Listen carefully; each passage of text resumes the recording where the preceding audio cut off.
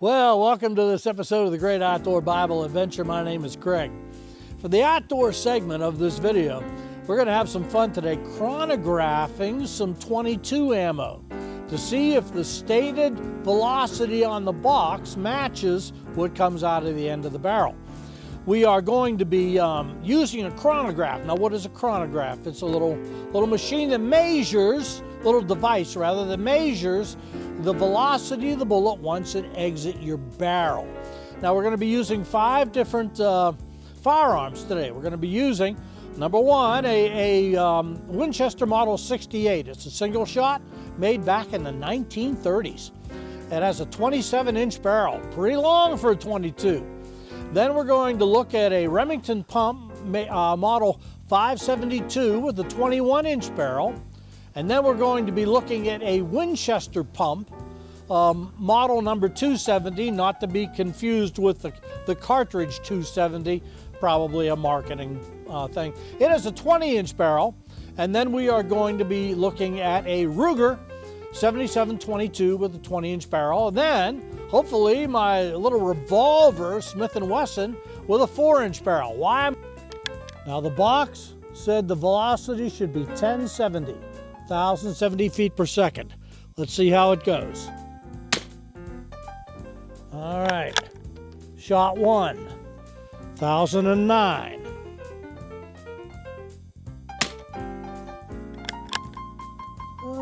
What is it? Shot number 2, 1,003. 3. Ooh, 974. Shot 4. Here we go again.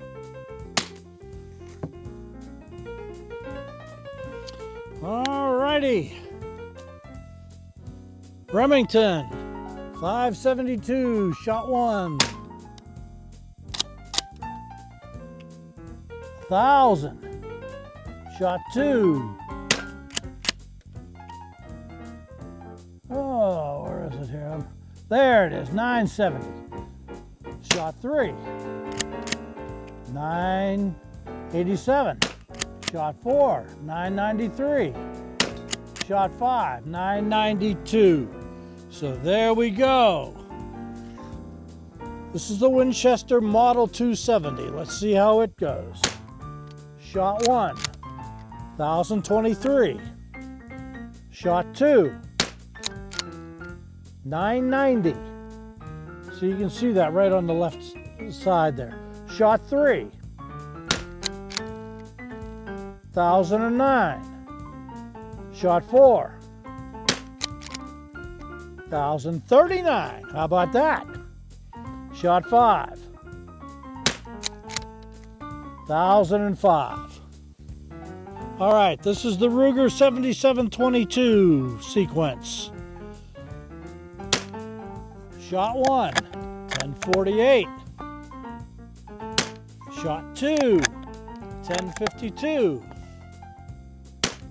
Shot 3, 1031. Shot 4, 1033.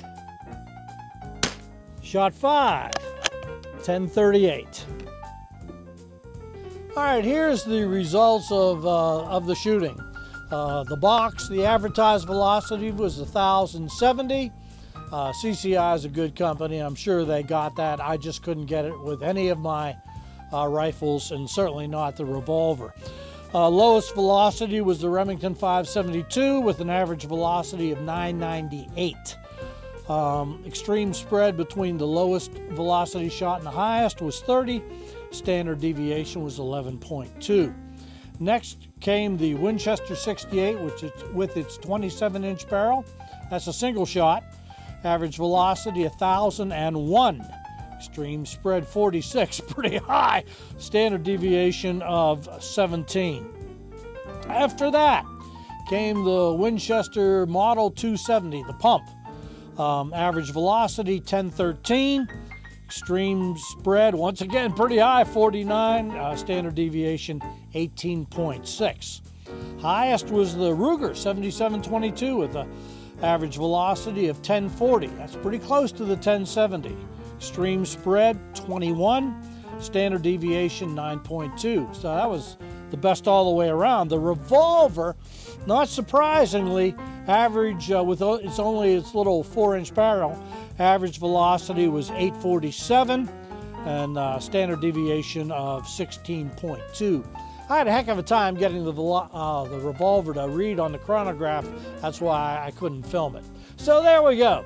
All right, now let's get into the Bible and let's hit the bullseye with the Apostle Paul.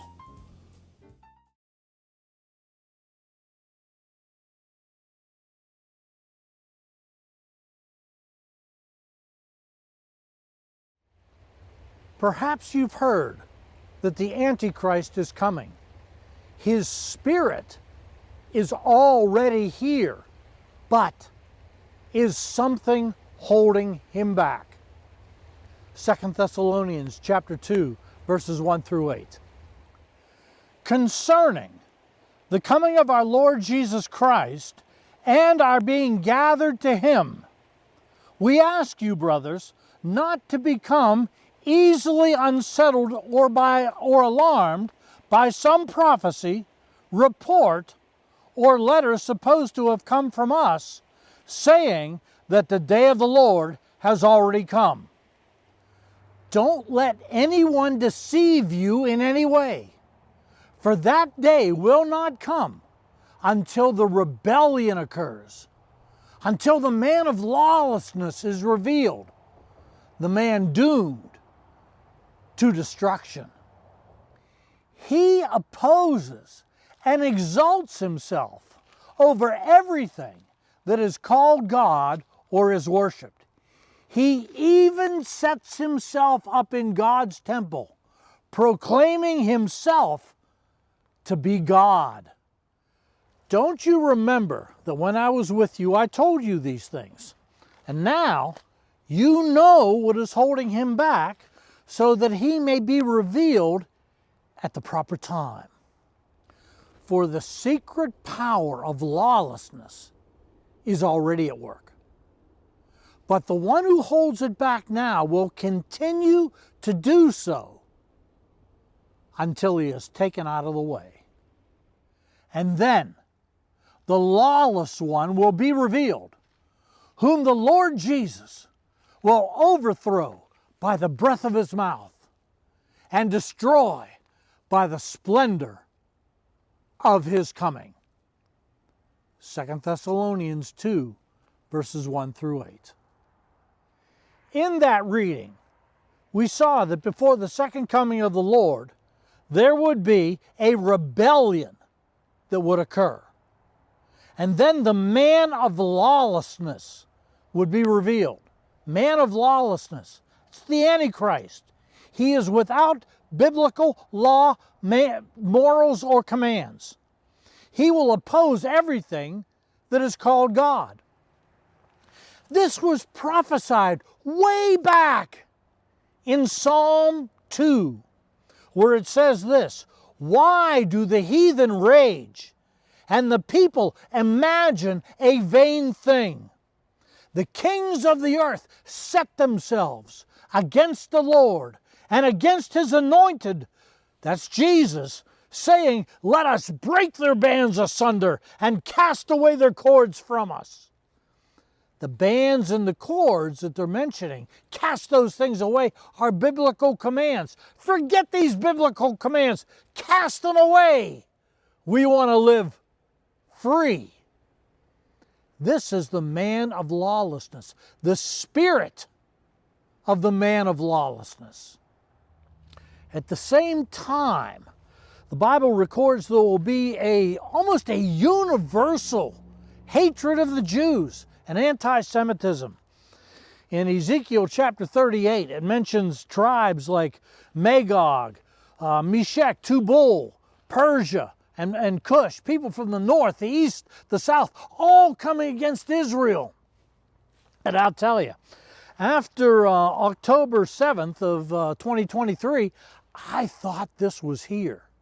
And it is here.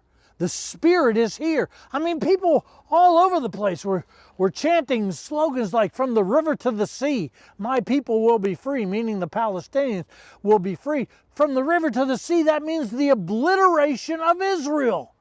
And I thought that this Spirit was here. It was all over the place, and it was.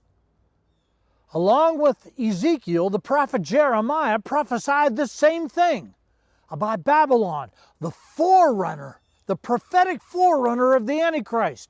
Jeremiah chapter 34 and verse 1. While Nebuchadnezzar, king of Babylon, and all his army, and all the kingdoms and peoples in the empire he ruled were fighting against Jerusalem. Did you get that?